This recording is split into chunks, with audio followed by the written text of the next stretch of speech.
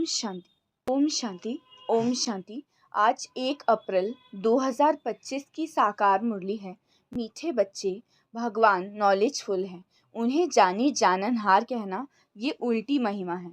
वो आते ही हैं तुम्हें पतित से पावन बनाने।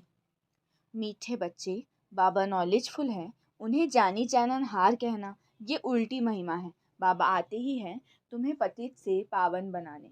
प्रश्न है, बाबा के साथ साथ सबसे अधिक महिमा और किसकी है, कैसे? उत्तर है, पहला पॉइंट है, बाबा के साथ भारत की महिमा भी बहुत है। भारत ही अविनाशी खंड है, भारत ही स्वर्ग बनता है। बाबा ने भारतवासियों को ही धनवान, सुखी और पवित्र बनाया है। सेकंड पॉइंट है, गीता की भी अपरम अपार महिमा है। सर्वशास्त्रमय शिरोमणि गीता है। तीसरा पॉइंट है, तुम चैतन्य ज्ञान गंगाओं की भी बहुत महिमा है। तुम डायरेक्ट ज्ञान सागर से निकली हो। तो प्रश्न था कि बाबा के साथ साथ सबसे अधिक महिमा और किसकी है और कैसे? तो बाबा के साथ साथ पहले तो भारत की महिमा है, क्योंकि अविनाशी खंड है और यही स्वर्ग बनता है। फिर बाबा ने भारतवासियों को ही धनवान, सुखी और पवित्र बनाया है। उसके बाद गीता की अपरम अपार महिमा है। सर्वशास्त्रमय शिरोमणि गीता है। फिर चैतन्य ज्ञान गंगाओं की बहुत महिमा है, मतलब हम आत्माओं की, हम डायरेक्ट ज्ञान सागर से निकले। ओम शांति। अच्छा, मीठे मीठे सिखिलते बच्चों प्रति माता पिता बाप दादा का याद प्यार और गुड मॉर्निंग। रूहानी बाप की रूहानी बच्चों को नमस्ते। हम रूहानी बच्चों की रूहानी बाप दादा को याद प्यार, गुड मॉर्निंग और नमस्ते नमस्ते नमस्ते। शुक्रिया बाबा, शुक्रिया। धारणा के लिए मुख्य सार।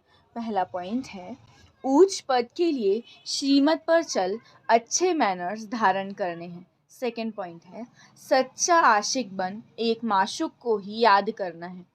जितना हो सके याद का अभ्यास बढ़ाते जाना है। आज का वरदान है, निमित्तपन की स्मृति से माया का गेट बंद करने वाले डबल लाइट भव। निमित्तपन की स्मृति से माया का गेट बंद करने वाले डबल लाइट भव। विस्तार, जो सदा स्वयं को निमित्त समझकर चलती हैं उन्हें डबल लाइट स्थिति का स्वतः अनुभव होता है। करण करावनहार करा रहे हैं, मैं निमित्त हूँ, इसी स्मृति से सफलता होती है। मैंपन आया अर्थात माया का गेट खुला, निमित्त समझा अर्थात माया का गेट बंद हुआ। तो निमित्त समझने से माया जीत भी बन जाते हैं और डबल लाइट भी बन जाते हैं, साथ साथ सफलता भी अवश्य मिलती है। यही स्मृति नंबर 1 लेने का आधार बन जाती है। आज का स्लोगन है, त्रिकालदर्शी बनकर हर कर्म करो तो सफलता सहज मिलती रहेगी। त्रिकालदर्शी बनकर हर कर्म करो तो सफलता सहज मिलती रहेगी। मातेश्वरी जी के महावाक्य। पहला पॉइंट है, मनुष्य आत्मा अपनी पूरी कमाई अनुसार भविष्य प्रारब्ध भोगती है।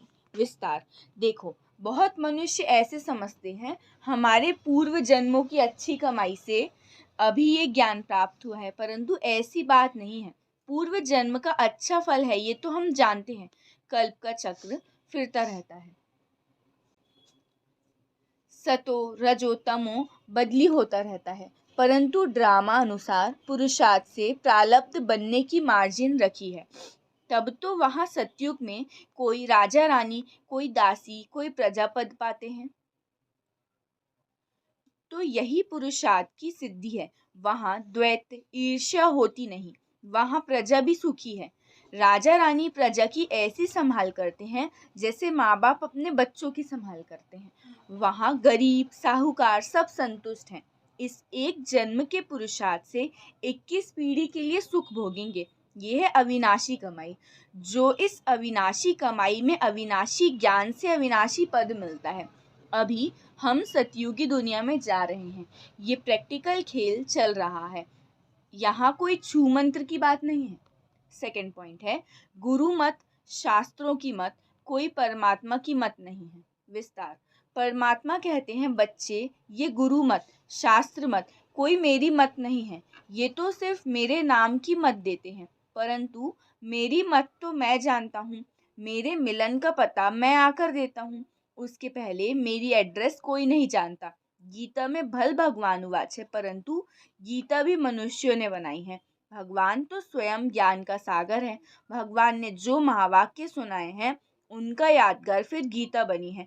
ये विद्वान पंडित आचार्य कहते हैं, परमात्मा ने संस्कृत में महावाक्य उच्चारण किए। उसे सीखने बगैर परमात्मा नहीं मिल सकता। ये तो और ही उल्टा कर्म कांड में फंसाते हैं। वेद शास्त्र पढ़ अगर सीढ़ी चढ़ जावे तो फिर उतना ही उतरना पड़े, अर्थात उनको भुलाए एक परमात्मा से बुद्धि योग जोड़ना पड़े, क्योंकि परमात्मा साफ साफ कहता है, इन सब से मेरी प्राप्ति नहीं होती। देखो ध्रुव, प्रहलाद, मीरा ने क्या शास्त्र पढ़ा?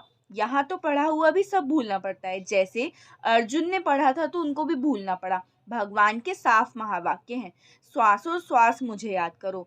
इसमें कुछ भी करने की जरूरत नहीं है। जब तक ये ज्ञान नहीं है तो भक्ति मार्ग चलता है, परंतु ज्ञान का दीपक जल जाता है तो कर्मकांड छूट जाते हैं। क्योंकि कर्मकांड करते करते अगर शरीर छूट जावे तो फायदा क्या मेरा? प्रारब्ध तो बनी नहीं, कर्म बंधन के हिसाब किताब से तो मुक्ति मिली नहीं। लोग समझते हैं झूठ ना बोलना, चोरी ना करना, किसी को दुख ना देना ये अच्छा कर्म है, परंतु ये सदाकाल के लिए कर्मों की बंधाईमानी से छूटना है और विकर्मों की जड़ को निकालना है। हम तो अब चाहते हैं ऐसा बीज डालें जिससे अच्छे कर्मों का झाड़ निकले। इसीलिए मनुष्य जीवन के कार्य को जान श्रेष्ठ कर्म करना। अच्छा, अव्यक्त इशारे, कंबाइंड रूप की स्मृति से सदा विजयी बनो। विस्तार, शिव शक्ति का अर्थ ही है कंबाइंड।